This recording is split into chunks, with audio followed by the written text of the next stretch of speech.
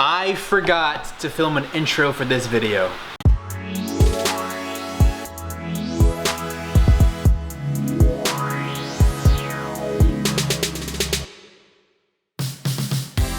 So in the last episode, I reinstalled the rebuilt drivetrain into the car, completely restored the rear suspension, and did a lot, and I mean a lot, of troubleshooting to get this car up and running properly.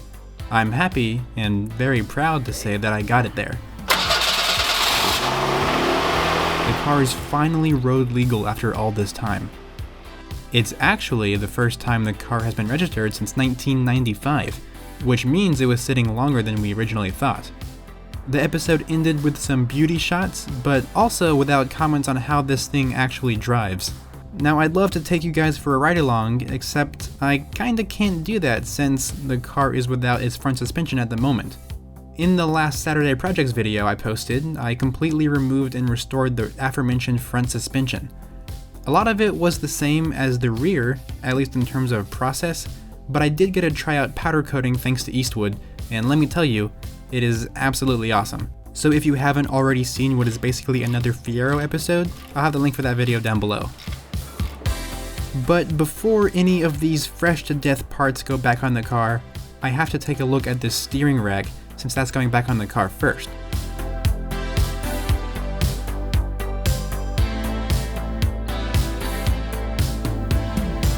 I can tell you that this car had been steering about as well as any Chevy Chevette derived suspensioned vehicle will steer, but it's something that should still be addressed.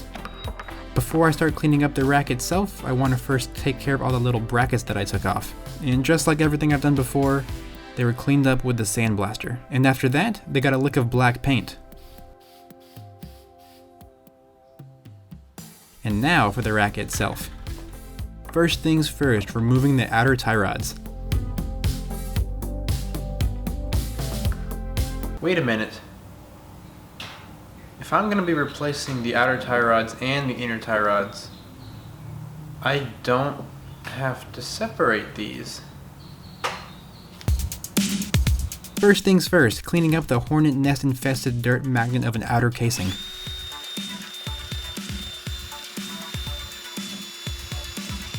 I'm not worried about painting this guy since it is aluminum and won't rust. This is good enough for me.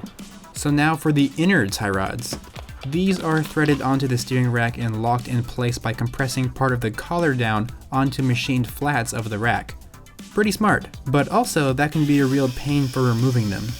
I started going at the pressed down section of the collar with a thin cutoff wheel, but I realized that just sheer macho strength alone was enough to push the sides back out as it spins free. Gripping the end with the steering damper mount was a little tougher, so for that side I brought it over to the vise. So with the tie rods now out, these brand new parts are almost ready to go on, but first I want to re-grease the inside. Some paint prep spray does a pretty good job of getting the old stuff out. This ancient lithium-based grease was added all around the teeth of the rack and then packed inside. And next I could add the new inner tie rods. After the first one was all the way seated, I hammered the edge of the collar down to the flats of the rack. And I should mention that if it wasn't already clear, that this is a manual steering rack, meaning there is no external assistance, no power steering. So the gas strut that I took off earlier is there to help minimize the effects of a bumpy road on the steering rack. Basically smooth out some forces that would otherwise cause your steering wheel to move all around when you're going over rough terrain. So now that I have the outer tie rods on at best guess before I align them properly, along with the new boots, it's time to clamp them down. These kinds of clamps are single use, so new ones had to be purchased, as well as a special set of pliers to clamp them down properly. Nice. That's the steering rack rebuilt, ready to go back on the car. Now it would be kind of a pain to get to the clamping bolt that connects the rack to the column if the subframe were to already be in place, which is why I wanted this to go in first and then install the subframe. But before this subframe goes in, it's easier to go ahead and install the upper control arms now while the mounts are super accessible than it would be to do so on the car. With the bolt greased up and washers and spacers put in place on one side, it should be only a matter of doing the same on the other side and then sliding the bolt all the way through. But it was pretty tight. Too tight, actually, so I'm gonna make it a little bit easier. A neat trick to help something like this is to get a bolt, or in this case all thread, and put two nuts in between what you want to spread out. And as you're threading them apart from one another, you're widening the entire thing. Pretty helpful. Now I only want to do just a little bit though. I don't want to warp it too far or risk pushing the bushings out. But yeah, now that is a lot easier. I then added the side mounting bracket onto the subframe with bolts that were lubricated as per the manual's instructions. And with that done, along with the passenger side as well, it's now ready to go back on the car. And since this part of the chassis is in such great condition that it doesn't need to be painted, it only had to be wiped down to get it looking brand new and ready for everything to go back in.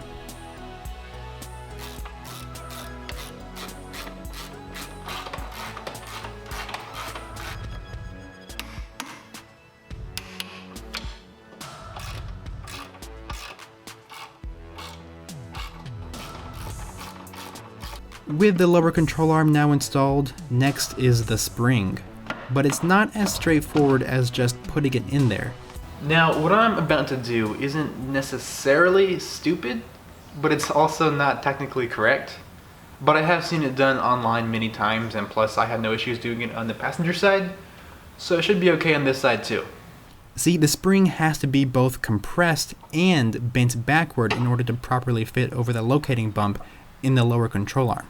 So a spring compressor is definitely the tool for the job, of course, but they will only fit on the spring when it's not installed in the car. The control arms would otherwise obstruct them and prevent the spring from fitting at all. So this is where it gets a little bit sketchy. What I did was use some pretty thick steel wire and wrapped it around what is the back side of the spring. The steel is more than strong enough for this job, especially with 5 loops around the coils. Now, just because I didn't encounter any issues with this method, I still don't recommend doing this. There's still a very high risk for catastrophic failure, and with that, injury. Do what you gotta do, but please be safe.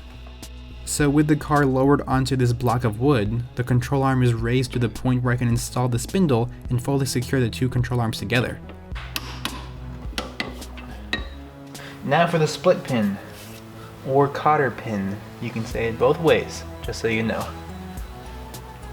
Now, something that I forgot with the rear suspension when I originally torqued everything down is that the control arm bolts are supposed to be torqued when the car is on the ground, where the control arms will be in their resting spot. That way, the bushings will essentially have no twisting force on them when the car is just sitting, where it otherwise would if the bolts were tightened down with the control arms hanging low. The beauty of having the control arm compressed with a block of wood is not only that it aided in assembly, but also that it simulates the position of where the suspension would be if the wheels were on the ground. So now I can tighten everything down and torque to spec without having the wheel in the way.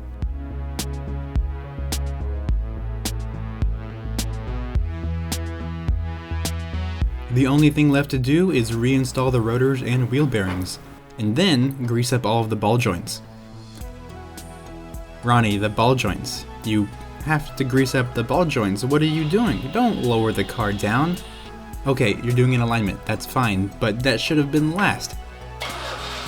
And now you're starting the car, not doing the ball joints. It's almost as if you can't hear me. I forgot the grease.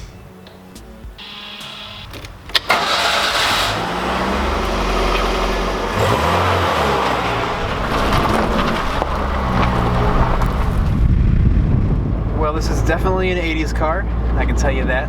Objectively speaking, it's almost boring to drive this car, which is a good thing because it means that nothing's wrong with it and it's operating as it's supposed to be. But as someone that just rebuilt it, it's a whole lot of fun.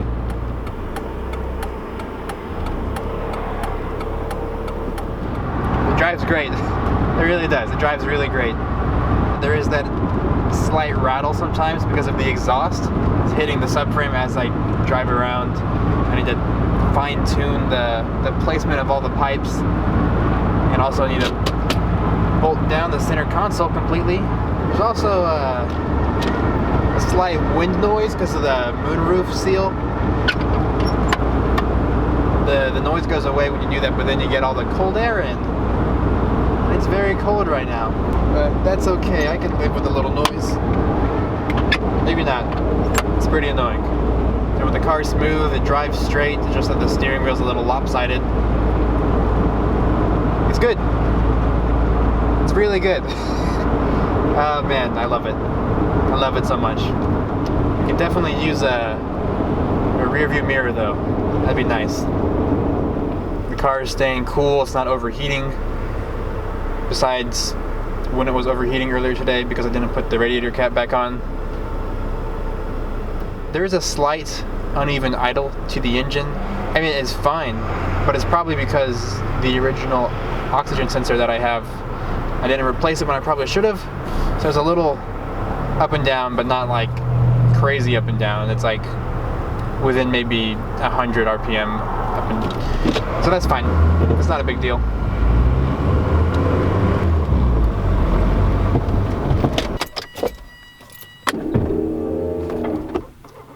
Time for bodywork.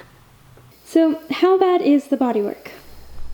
The bodywork's pretty rough. Yeah, it's bad. It is about as bad as it'll be for me once I lose all my viewers after I finish the Fiero series and go back to making videos on 3D printing and prop making. No, yeah, it's about as bad as it'll be when I lose all my viewers once my audience realizes that for the past 13 years that I've been making videos on this channel, that it's a haven for all my interests, with cars just being one of them, and that ultimately I make videos that make me happy rather than videos to please thousands of what are essentially strangers. Wait, didn't you say that you love your audience and that you've already purchased the next few project vehicles?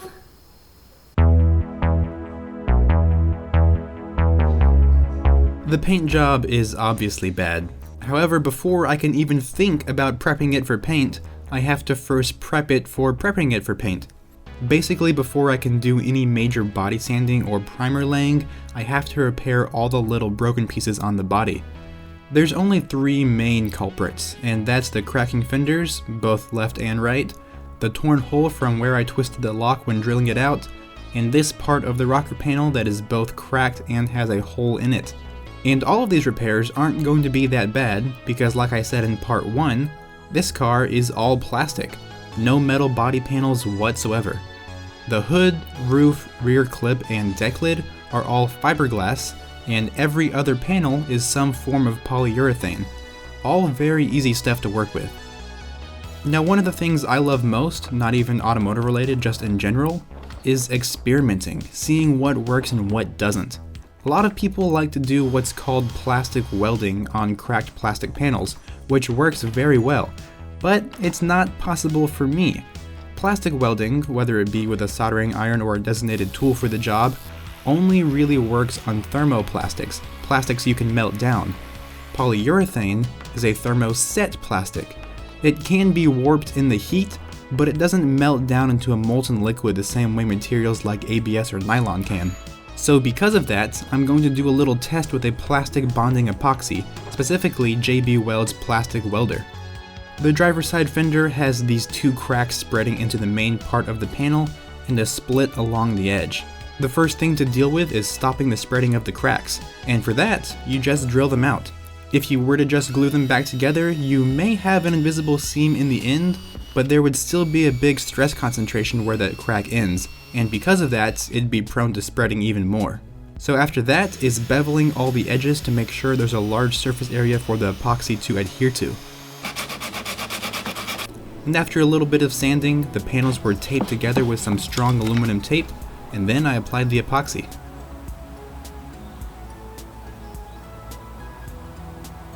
With that now dry and looking goopy, it's time to repeat everything for the inside. Except this time, I want to make sure the repair is good and strong. Not that what I just did isn't either of those.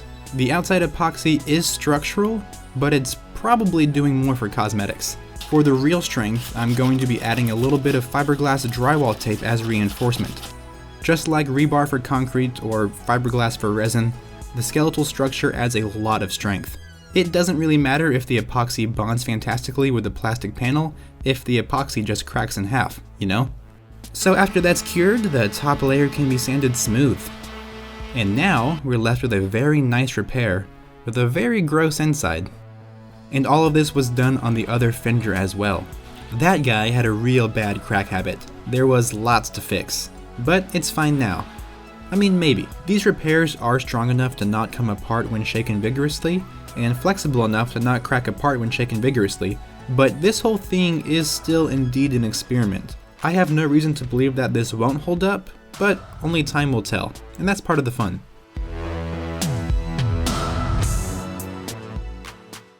The next repair, and honestly the one I was least looking forward to, is the damaged fiberglass around the lock. It's not as straightforward as essentially just gluing things together. I said that this, along with the hood, roof, and rear clip, is fiberglass, and it is, but a special kind called sheet molding compound, SMC. Instead of brushing on a resin over the fiberglass and letting that cure over time, sheet molding compound starts as a paste-like material with glass fibers infused into it that is cured through immense pressure and heat very quickly. There's a lot of people that will say that you can't repair this with regular fiberglass resin and that you have to use a special SMC resin, but that really isn't true. SMC resin is pretty much the exact same thing as regular polyester fiberglass resin. There's just methyl methacrylate added to it to help promote adhesion to the SMC material. Countless people have been using traditional fiberglass repair methods on Fieros and many other SMC-bodied cars for decades. If it's good enough for them, it's good enough for me too. With the fiberglass now dry, it can be sanded down until everything is flush. Next, to help fill in any voids, body filler is added. This is fiberglass reinforced filler. That way, if it has to be pretty thick, it'll be a lot stronger than just regular filler. And after that was cured, it was block sanded until it was smooth and flush with the body.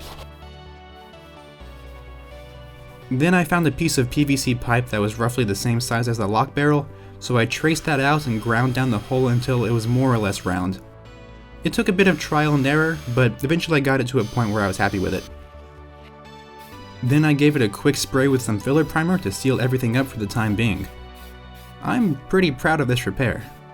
The hole still needs a little bit more tweaking and sanding until it's round enough for the comment section to be happy, but this turned out pretty well.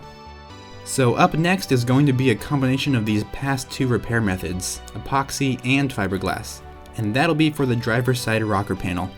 Besides having a piece that cracked off that needs to be reattached, there's a huge chunk missing. The first thing to do was drill out the end of the small crack up at the top edge. Then, to prep the pieces for reattachment, the edges were all ground down. And rather than using aluminum tape like I did on the fenders, I just used a little bit of superglue to hold everything together.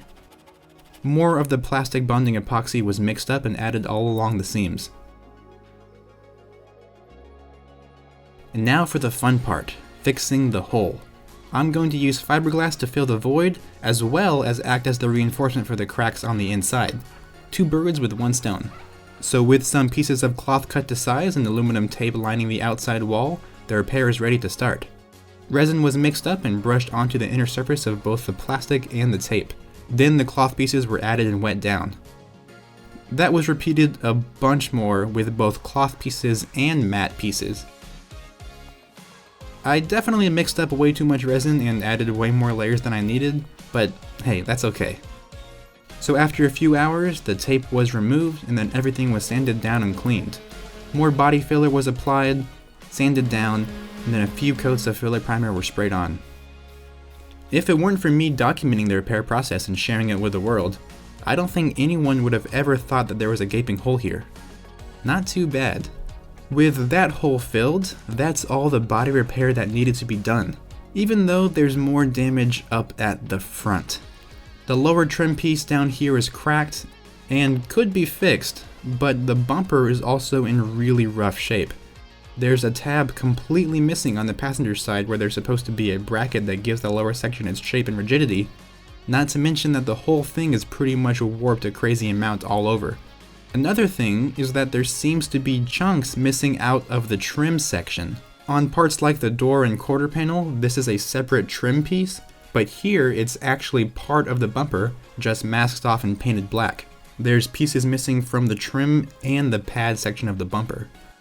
So because of all of those things, it's going to just be a lot easier to just buy a used one. So I did what any person would do, and that's travel hundreds of miles to a stranger's house to pull one off of one of the dozen cars that they have. Corey, from the Austin, Texas Fiero group Bat City Fieros, really came in clutch here. He had a surplus of parts to say the least, and he was asking almost nothing for them. I am usually a big proponent in saving what you can and not buying things you don't necessarily need, but there are some cases where it just doesn't make sense to do that. Buying used was definitely more time and energy effective than trying to repair what I had. And while I was there, I also snagged some other parts that I needed, like some non-cracked side markers, taillight lenses, and a non-bent to shit luggage rack spoiler thing. Pretty much nothing that I got is perfect. Some markers are faded, the lenses, albeit better than mine, are still both cracked, and the bumper has lots of spider webbing going on that needs to be addressed.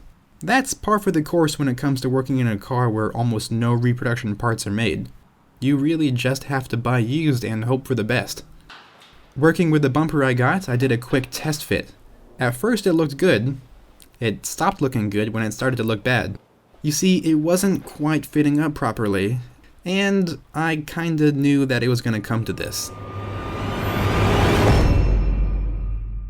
So the reason the original bumper on the car looked warped was because the frame was actually warped. The car, at some point over 20 years ago, had been in an accident, one that had to have been decently bad, and wasn't repaired properly. Basically, just the end of the frame rails were bent ever so slightly, being pushed toward the driver's side, but only at the end, not anywhere further back where it would affect suspension or subframe placement.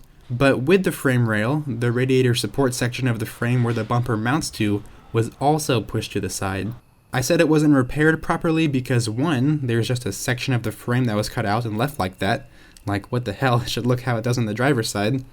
And 2, you can see where the mounting bracket for the bumper had new holes drilled in to accommodate for the bent frame. The car as you see it now is actually after I brought it down to a local body shop to have the frame pulled straight. I never removed the front bumper bar, so I never saw how bad the damage was before, but apparently it was a lot worse than this. The frame is still about 5mm off toward the driver's side though. Rex, the owner of the body shop, said that they were afraid that any more pulling of the frame rails would result in tears in the thinner metal that makes up the upper radiator support section, especially where it was cut out for whatever reason. He said I was left with 2 options to get near perfect panel fitment. I could either A, find a front end in good condition and graft it onto my car, which would cost more time and money than I have, or B, I could just cut my losses, live with how it is now, and persuade the panels to fit. You may not like it. I know I didn't at first. I'm going to go with option B. The front impact bar can be slid left and right such that the turn signals line up with the holes in the bumper, and I can wallow out the holes for the bumper bracket so I can push it over the extra 5mm. The frame rails are still completely solid, and they are what do most of the saving in the event of a collision, so I'm not worried about that either. Everything can still work out just fine. But man, this really sucks. I titled this series Revival instead of Restoration so I could get away with not fully rebuilding the car to show quality, but this is worse off than I anticipated it would be almost 2 years ago. I mean, if everything will still line up just fine, and the car isn't mechanically compromised, then it really isn't all that bad, right? Right? This is something that will probably eat away at me over time, but I guess this is an example of how sometimes you just have to work with what you got. Maybe one day when I can afford it, in both monetary and temporal regards, I'll 100% restore this car down to the last bolt, including a perfect frame. But until then, I'm going to continue going forward with the path that is present for me at the moment. And I think that's okay.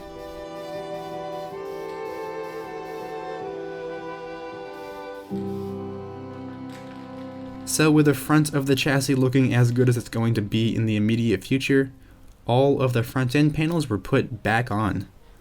And after a few hours of adjustments and modifying the hood hinges a little bit, I finally have pretty good panel gaps. Not perfect by any means, but I'm happy with them. Now that I spent so much time putting all these panels on, it's time to take them off. Masking really sucks. I've always hated it, whether it was for projects when I was in design school or personal projects like the Ironman helmet that I built. It's always been a pain. I mean, when you're undoing the tape and see the crisp, beautiful line, there's no better feeling, but it still sucks. If you can avoid it, don't do it. And because I can avoid it with this car, I'm taking everything apart. Everything. Unfortunately, when I was taking off the rear deck lid, I noticed that there's more damage to fix. So, yeah, there we go. Okay, moving on.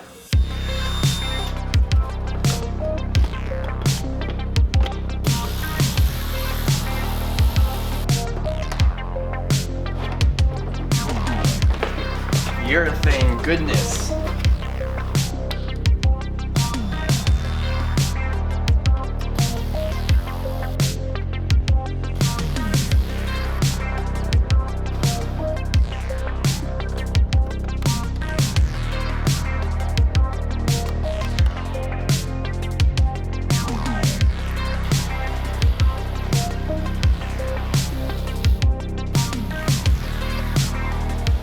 The rear clip was giving me a lot of grief.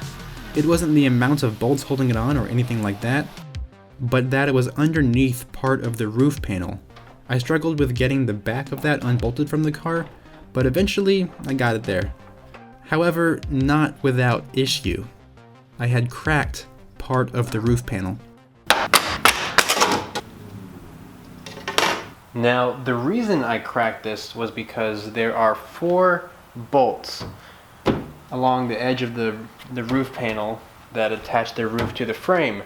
2 of them on this side came out just fine, but the 2 on this side were rusted through. Basically, when I was trying to undo them, the nuts that were bonded to the roof panel were just spinning around. So I had to just pull up just to tear through so I could get this up so I could remove the rear clip. But in doing that, I must have cracked this. It's not cracked on that side, but it is on this side, so I'm gonna have to fix that too. Fantastic. You're going to have to fix a lot more than that, actually. See, I'm removing the entire roof panel too. I had to remove the petrified rubber molding that ran along the edge of the glass and roof.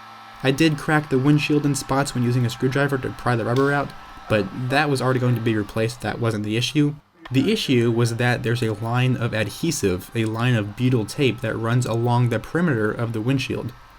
I used a heat gun to soften everything up, to loosen the grip of the tape, but that wasn't enough. Oh, jeez. Did that get in your eye?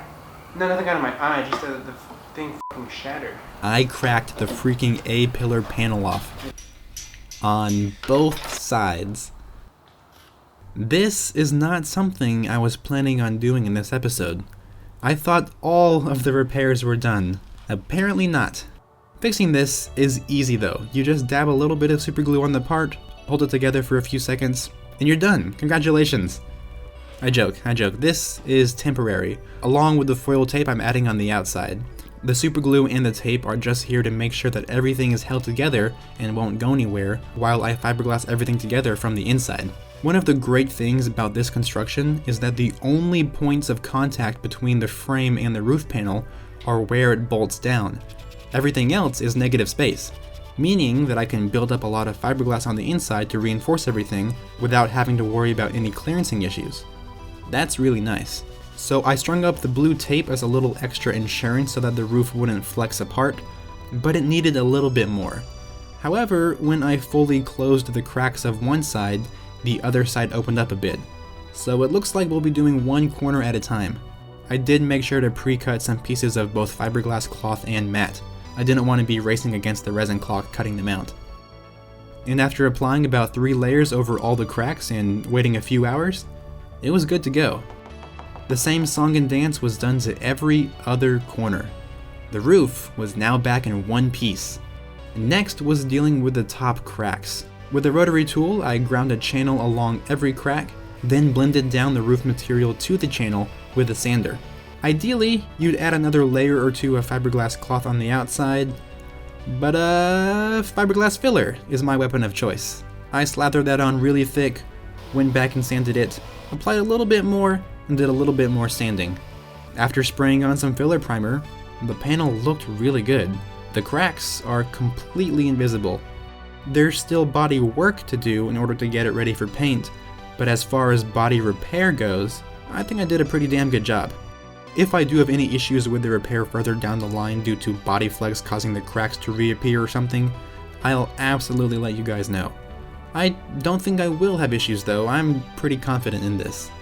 There's still one final thing that needs to be addressed for the roof panel, and that's all of this rust.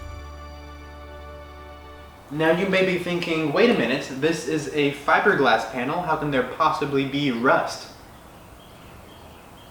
There's a separate metal piece. What? There's actually 4 pieces of metal, one on each side. These are, or were, the metal tracks that both hold the weather stripping in place, as well as sandwich the roof to the frame of the car. There are little threaded protrusions that stick through the frame that the bolts go into, and due to all that rust, some of them just tore off the tracks when trying to undo the bolts, which is why I had the issue when I pulled up the roof panel to clear the rear clip. Luckily, replacements for these can be purchased. I was also super fortunate that the metal receptacle for the sunroof tabs weren't rusted through. New ones of these are not available. Started recording, I didn't even have my tools ready. What am I doing? So with a little bit of drilling to remove the rivets, some prying and some vacuuming, the tracks are now gone. There's still some remnants of adhesive I need to take care of, but this is good enough for now. Everything damaged about the roof is now taken care of. So anyway, where was I?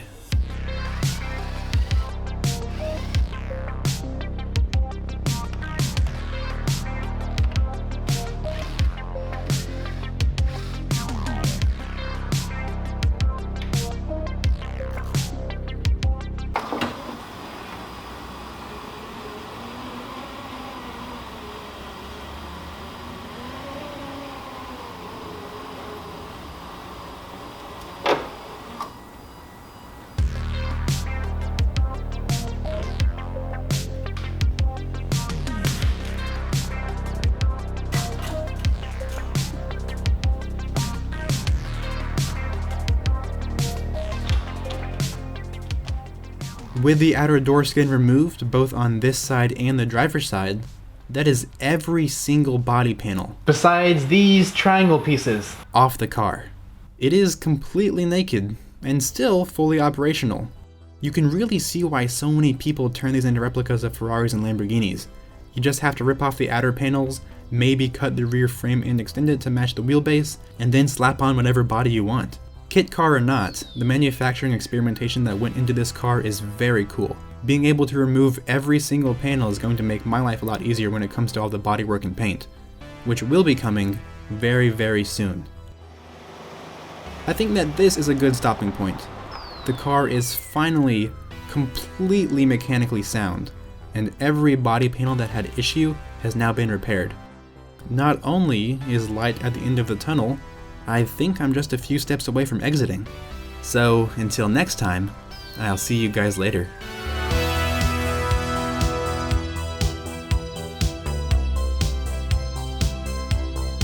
What is this? I'm lost.